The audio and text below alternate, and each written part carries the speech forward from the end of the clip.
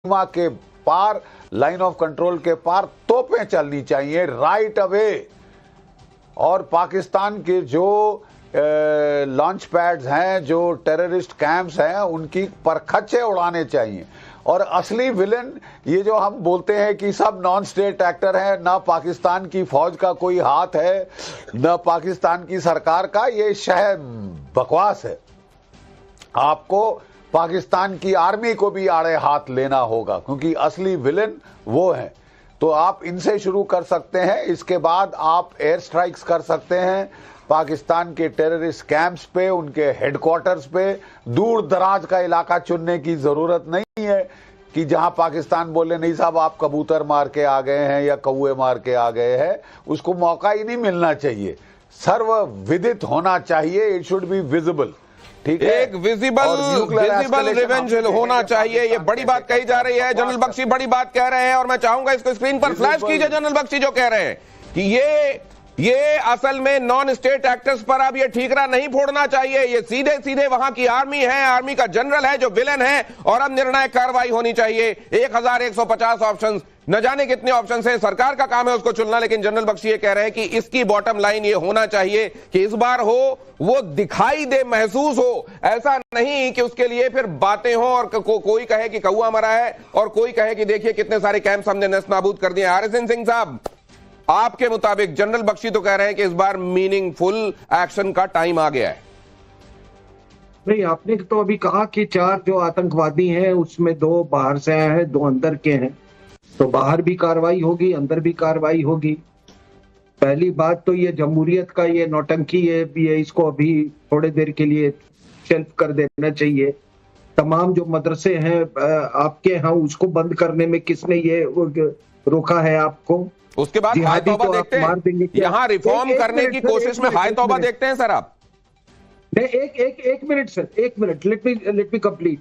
आप जिहादी तो आप मारते आ रहे हैं, जिहादी आइडियोलॉजी को मारने की आप में इंटेलेक्चुअल करेज है।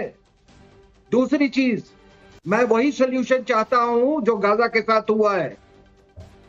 आप ये मौका है, पीओके को बिल्कुल सैनिटाइज कर दीजिए, आप खत्म कीजिए। वहीं पर अभी वहां गाजा से उठ के हमास वाले यहां पर पहुंच गए हैं और यहां पर मीटिंग कर रहे हैं सर। ये चाइना पाकिस्तान इकोनॉमिक कॉरिडोर की ऐसी की तैसी। और रही बात न्यूक्लियर और ये, तो सर क्या जब उन्होंने कारगिल किया था तो उन्होंने परवाह की थी कोई आपके न्यूक्लियर क्षमता की? तो ये देखिए, आपने फिजिकल लेवल पर भी करना है और आइडियोलॉजिकल लेवल पर भी करना है। और यही मौका है, आप जो गाजा में जो ट्रीटमेंट दिया गया है, हम उसी ट्रीटमेंट की हम बात करते हैं। लेकिन आपके यहाँ के लोग पैलेस्टीन का बैग लेके भारत के पार्लियामेंट में आते हैं और हमास का वहां मीटिंग होता है। मैं उसी हाय तौबा की बात कर रहा था सर, वही पैलेस्टाइन वाले बैग की बात कर रहा था सर। उनको एक और बैग ले लेना चाहिए क्या, कि अगर हमास आता है तो आने दिया जाए, इस तरह का बैग भी उनको फिर ले लेना चाहिए। लेकिन इधर आरएसएन सिंह साहब कह रहे हैं कि ये जिन लोगों ने देखा है कि इजराइल ने हमास के साथ क्या किया है, अब उसी तरह के ट्रीटमेंट का वक्त आ गया है। पहलगाम हमले के संदर्भ में एक और स्केच, ये तीनों स्केचेस आपके सामने हम रख रहे हैं। आतंकवादियों के तीनों चेहरे गौर से देखिए, पहचानिए। आपके आसपास ऐसा कोई चेहरा है तो इत्तला कीजिए। जनरल बख्शी ने आपसे कुछ देर पहले एक बड़ी बात कही है, आपके सामने फ्लैश कर रहा हूं। पहलगाम हमले के पीछे पाकिस्तान की सेना है, किसी को कोई कंफ्यूजन नहीं होना चाहिए, कोई नॉन स्टेट एक्टर नहीं है। आतंकी हमले के पीछे पाकिस्तान की सेना है। दुश्मन को पहले पहचानना पड़ेगा, तभी दुश्मन का इलाज हो सकता है। तो दुश्मन को अगर सेना को पहचाना जा रहा है तो फिर तो सेना वर्सेस सेना होगी। जीडी बख्शी साहब, तो क्यों नहीं? मतलब हाथ कंगन को आरसी क्या? आप कब से कह रहे हैं कि हम पीओके ले लेंगे? ले लो, ये मौका है। इंटरनेशनल ओपिनियन आपको सपोर्ट करेगा और बिल्कुल आपको अच्छा एक जस्टिफिकेशन दे रहा है पीओके में जाने के लिए, पीओके को हिलाने के लिए।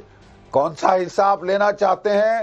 पूरा, आधा, 1/4, 3/4? ये तो सरकार के ऊपर है। आदेश दीजिए और उसका पालन होगा। पाकिस्तान की सेना से टक्कर, तो क्या आप क्या चूड़ियां डाल के बैठना चाहते हैं? What nonsense, give it back. इससे ज्यादा आप क्या थूका चाटोगे पाकिस्तान का? 3 दिन पहले आसिम मुनीर, उनका आर्मी चीफ, कहता है कि ये हिंदू मुस्लिम मामला है और हम जिहाद करेंगे, और अब उसने कर दी। तो क्या आप हाथ पे हाथ धरे बैठे रहोगे कि नहीं उसने नहीं किया? साहब ये 3 नंबर हैं जिन शगुफों के हम शक्लें दिखा रहे हैं आपको। शक्लें मत दिखाइए, लाशें दिखाइए। अब शक्लें नहीं, अब लाशें देखनी है, जनरल बख्शी कह रहे हैं। और अब स्टूडियो में कुछ ही देर में प्रोफेसर कपिल कुमार भी हमारे साथ आएंगे। क्या एक पूरा सिनेरियो रहा है, क्या इतिहास ने दिखाया, क्या रीसेंट हिस्ट्री ने बताया, क्या हम आज देख रहे हैं और आगे क्या हो सकता है? क्योंकि RSN सिंह साहब ने कहा कि मुर्शिदाबाद को भी कनेक्ट करके देखो, बांग्लादेश में जो चल रहा है कनेक्ट करके देखो, कश्मीर को आइसोलेशन में मत देखो। पहलगाम आतंकी हमले पर इंटरनेशनल खुलासा, कराची मुजफ्फराबाद से हिंदुओं की हत्या का ऑर्डर आया था। कराची मुजफ्फराबाद से हिंदुओं की हत्या का ऑर्डर था। कराची मुजफ्फराबाद से आतंकवादियों को मिल रही थी कमांड, आतंकियों को POK में ट्रेनिंग दी गई और उसके बाद यहां पर भेजा गया। हिंदुओं को कैसे पहचानना है? जाहिर है जिन लोगों ने पैंट उतरवा कर चेक किया है उनको ये सब कुछ बताया गया था कि हिंदुओं की पहचान कैसे कर सकते हो। कलाई में कलावा देखो, माथे पे टीका देखो, अगर ये नहीं इससे नहीं समझ में आ रहा है तो फिर क्या करना है वो भी बताया गया। प्रोफेसर कपिल कुमार, बात कहां से शुरू हुई, आज कहां है, आगे क्या देख रहे हैं आप? अरे ये कब जागेंगे कि गजवा हिंद शुरू हो चुका है? कब ये जागेंगे कि जिहाद हो रही है? कौन थे विक्टिम मुर्शिदाबाद में? कौन थे विक्टिम पहलगाम में? कौन मारने वाले हैं मुर्शिदाबाद में? कौन मारने वाले हैं पहलगाम में? अरे जिस दिन इन्होंने हमास को बुलाकर के कश्मीर, वहां पाक ऑक्युपाइड कश्मीर के अंदर इन्होंने उन पर फूल बरसाए थे, मैंने उस दिन कहा था कि बहुत बड़ा होने वाला है। जिस दिन बांग्लादेश में एक हुआ था वहां पे, उस दिन सामने आ गया था। और हम कहते हैं जिन्होंने ये किया है वो बख्शे नहीं जाएंगे। अरे करने वाला तो उनका कमांड बैठा है इस्लामाबाद के अंदर, करने वाला उनका कमांड बैठा है ढाका के अंदर, करने वाले बैठे हैं टर्की के अंदर।